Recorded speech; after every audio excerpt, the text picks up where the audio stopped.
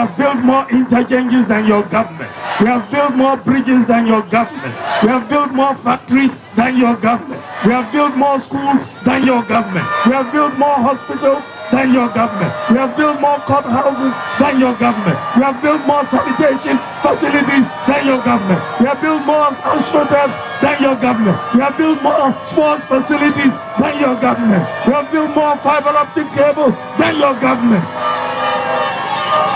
Every sector of the economy.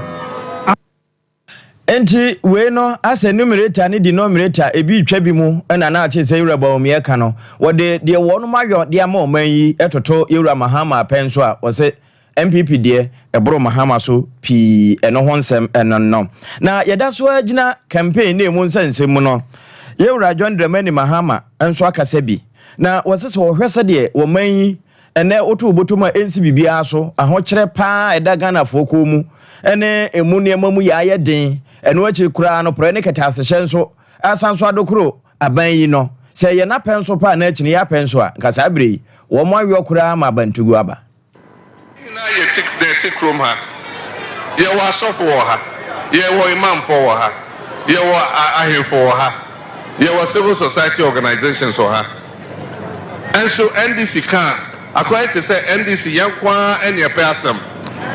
e wo say na ye kabum na ye bie ye maya no ko ba ko ne ka kire of aban say ade am wodi sema mo de Ghana for no emrena so say mo beko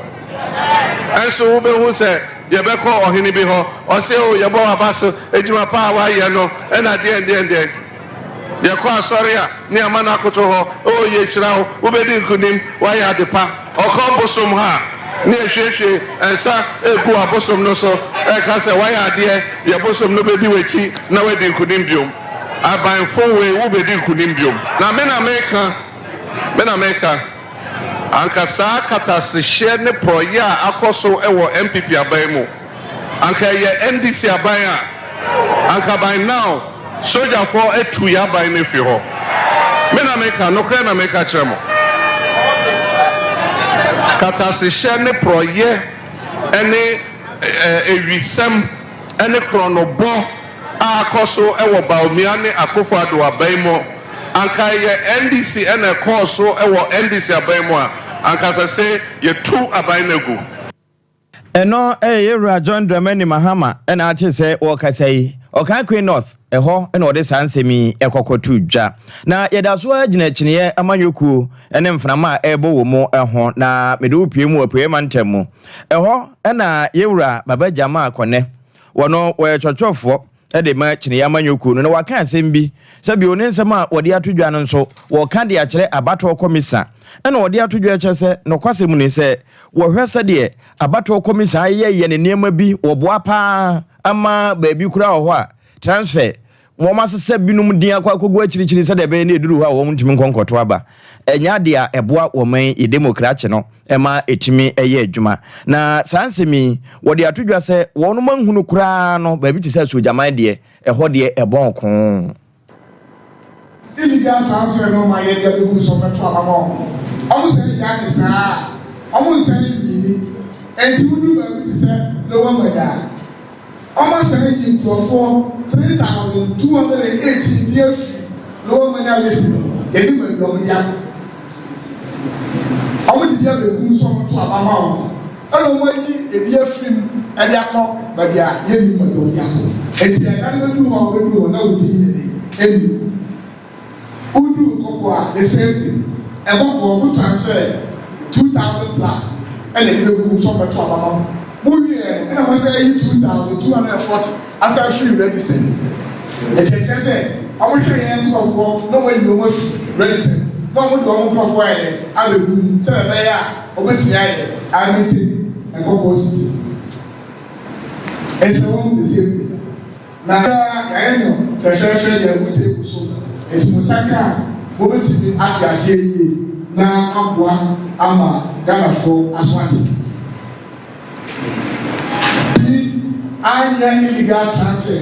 Omo friends wa. Baba Jama Kone no wɔno na yɛtwerɛtwerɛfoɔ ɛde ma kyene amanyɔkuo no ya ɛwɔ apoema ntɛmu ɛna ate sɛ ne wɔne nsɛntwerɛfoɔ ɛdi ahyia no wakyerɛ deɛ ɛkɔ so ɛwɔ abato komisa ne nkrataa mu nti a wɔmani abere sɛ nyame de kyɛ abɔsome de ɛtɔ so dadu nanson wɔn bɛkɔ regional office baabia na wakɔ akɔfe wɔ mo se ɛde akyerɛ abato komisa na medasoa egyina mamre no wɔ nsɛ no mu a mede wokɔ University Teachers Association wɔn na ɛfrɛ wɔn sɛ senior staff no wɔn nso aka asɛm bi de kyerɛ aban sɛ ɛnyɛ sɛ bi a galamsey no a mpanimfoɔ bi ka sɛ sɛ aban no ntwa aban hwea no a sɛ bi wɔn de wɔn kukuru wɔn kaka begu a wɔn nkɔ adwuma no na mmom wɔn ntafrewa bi ne ntenka mu bi a ɛwɔ sɛ aban de ma wɔn kasasie de akɔso paa wɔn apeke atete de akyerɛ no pekete na nso ne nyinaa no kama sɛ aban no wɔde naso ayɛ ne mmɛn na yɛwura Isaac Donko wɔn na kane na wɔyɛ pani a wɔtue kuo ya no ɛna wɔde saa nsɛmi ɛto Sompa yɛnsɛntwerɛfoɔ anim. Yes, I have 1 way strike. I said, what's the Abora, with the Fufu, what do you that in the boat? I'm fine. I said, I that is still 1 way. The end strike among India, 1 way. Tier 2, tier 2, tier 2, tier 2. I don't need tier 2. Your pension or not this kind of young fund managers. So I need to know that. When you can let me off for so many months, so many years, and now I come out. And it's only team, and that's yesterday. You, all you do, all you are looking to have a man, and members of the wrong team. Your pension will be in Papa. It's in the yesterday, remember, you met me, because it's your 2. I've been asking you 3. Tier 2 is what I can't have in free tier 2. I would tier 2 is not for credit. It's so, I don't know to be for the kind of a fund manager to know what's only investment. You have a pension and you think about it. And you are in tier 2. North America. Thank you. From January 1st to then, once you do, we have a senior staff are already invested. We are getting to 10,000. 10,000. And maybe I are purely non-teaching and teaching. Some of us are teachers, some of us are administrators, nurses, doctors, lab technicians, IT specialists, accountants, we are bossy. If you don't need to be a senior staff community, I think we are already there to be in the choir and work. Eno penimpa kane na oneda Senior Staff Association of Ghana Universities nano na ate se Wakasayira Isaac Donko na yanko manhia atifi ho na akini amanyoku no Yewura Hamza Swala wayi niti se ono na ebepre na wakomrehye bedwefie di ama wonom na wode atodwa akyese se woye brebre na wo ba akonwa so timamufo toma no se tie bia manhia ene na afa wokenkan wantumi anyokura no mfidijuma be se enum de akese obesi we no wone mewo magazine afa ho ene kokodi ahia tituru no akini ye ma wo ho na wode sansemi to wo manim enasia kese ena mede ma magazine zone 8 in fact last 4 years me contest man winning this year me say akobio manya support manya chade manya anema bebre I'm being honest we chade akama too much let me also the brain and that's simple say unia mema unia penny for ma menom o metna se adwen wo ho se o mu ni bi na do metma yese o mo ma posters no ma banner yeda enya de a me ye be fi side the case ida wow and me the case ma me pa in my life me ba ha me sembo se edam ade amanye you know me de kwa ye adwuma in my constituency out of 11 constituency Washington region the only constituency is likely to say very really I mention of constituency and I will make sure eno Hamza Swala magazine zone 8 na okoya ya okoka asansemi na wahye wo mo bose wo mo to aba no ma no nko ade a ene manhia north ho no companies makunum wode beba beboaze amatemamufo enya adwuma ye na fe wo manya bi nso e de abo won ho ebra ene ye kɔ asaman ene na afa ɛhɔ na maame Mavis nkansa boadu wono anso na yesoafo ba de akire ohwe amanone ho nsam so maame na aginam ɛwɔ mpotem ho sɛ wo mo nto aba no ma no na enoko hɔ no edwa wo mo asie ede ama wo na agya wo kokotwa ahomam na owie da ne nsafoa ede hye timamufo nsa sɛ wɔn mfa nyɛ adwuma na wɔnnidi wɔm ewie na wɔde to dwa kyɛ sɛ wɔn nyinaa no ɛyɛ aban no ne ntafere a wɔde ma timamufoɔ no nyinaa wɔn nso kyɛfa no no na mmom wɔn nsa ntoa no so bio na sɛ wɔkɔ na wɔkɔkɔpere a wɔtumi apere akɛse ɛsensa ɛde aba ewie no wɔne mmabu no ɛwɔ hɔ nso ɛdi ahyia nti baabi te sɛ brɛ homanom abura so ɛne asama nyinaa wɔkɔ hɔ Pakofoɔ ba na Ghana sikafo nya dwom sikasia na meboa koso obi enso so de sika beba abɔnten ugo yi bia wanhwe aba bɛkyew enso yɛ pakofoɔ ba yɛ adwumadi obi di wɔ Ghana ha sei no ya fofi anto atan yɛ kɔsesa yɛ nsa no yɛ kɔsesa yɛ nso den na ba yɛ dum so ayɛ wu bi da 8 years of dum so school fees tua ukɔ baabi a corruption bibia yɛ apasapasa yɛbɛsrɛ mo maame nom yɛ papa no yɛnim sɛ mpunto a yɛhwehwɛ wɔ yɛ constituency ase woahwɛ yɛn ndwumpɛpɛ so a yɛpɛ no but yɛ constituency ase biribi akɔ so yɛ kwan a yɛka ho ase yɛ kwan wɔ ha se toilet yɛde ba school fees yɛtua nneɛma bebree wɔ hɔ ɛwɔ yɛkɔ so yɛ constituency ase enti yɛbɛsrɛ mo ɛma yɛnkɔsesa yɛn nsa no obi bɛka se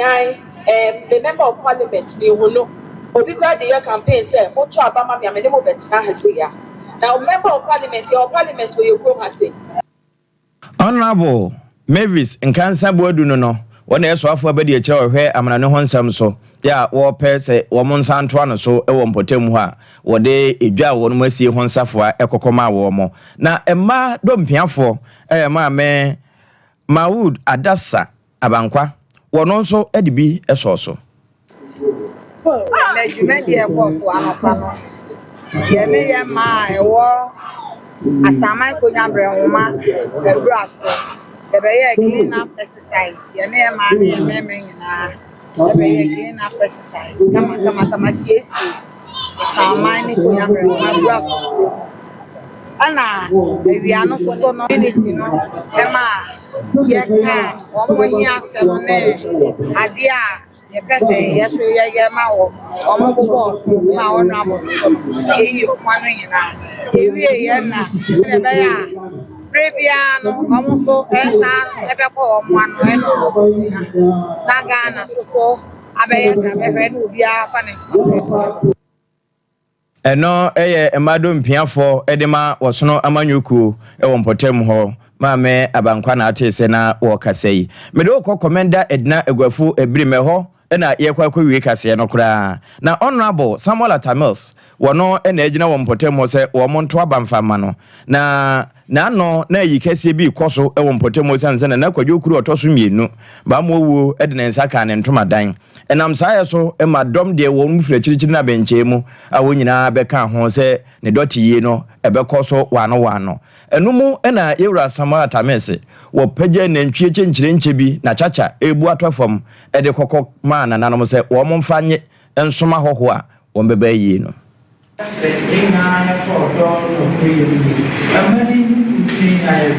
now when I went in the message, ya ya mapara kasi do bisu do mo fofo rekese ya yi fa ya so abofo ya ka profu bisira ku ya se no ma be ku bija so na shina na ameni ya wo jeje ti ye ni omo abisho tukwa baza that's the mutumai osanye sisi ya uwezo ene ya mwako nyaki banana mne uzembe info na uzembe ina be info wali ke itsapo kwa kwa ya apachine kwa mutumai na transma wo ati ya yebo tu ya yo and that's so good ene a wotiye ye katachie kome wono na sesie komenda Edna Egwafu abirimu a wo yo hempopra wo ho na ewie na busuanpani ebojo nsu ene wo chese de Honorable Atamils aye no eba amamere mu a eka asempa na no nso wo de asem kro no to aso when you see the work we are going to say you ejamais wa no fun mi wa be nti be ku ya na wa otu no ma ye kan ne zawayi won ka sare ya tike woni am bel bay e be chemi twa was abakansa yi me yo de we ba mate I'm sure na adunka wunyenya wo yetu de ma no mo penyin bisi ya sada ka bebe nti onko no na mara why the one way in a banana by the way fida me that any more to the and see the Madame in the I'm sure that what the same was so smart from the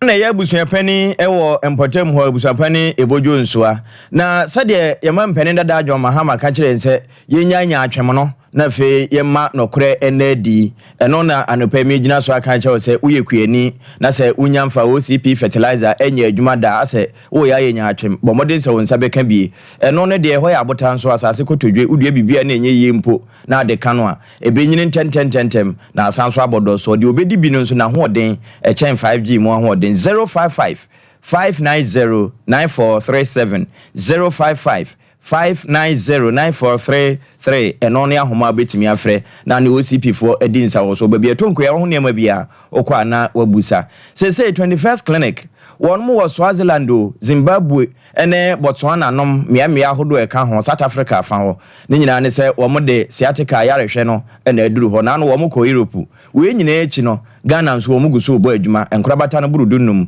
0540311311 ene ya homa anopai wo mo ne ka ye ho na kuku America jando obechinchima fidie ni nyina funuma na safo kantanka nso woto ye ede ekọ Facebook YouTube ene baabia ma ka ekire ni obi nso wo mo so mu e wo TV no so a wote ye nka esanso ehwe yen ade achen bia wo man hene ye wadubu ache wo ma wiase nyina achen ya wo ne me eka ho ene ma ye nyina ye tie so mpa na japia pam dada ene me de Euro Asante Ebo Benedict wono ne sanse mi mu ena kase bodam mu say ye Sompa 90.7 Sompa 98.9 Sompa 93.1 wo mu nyina nso efa bi ye nkoye 20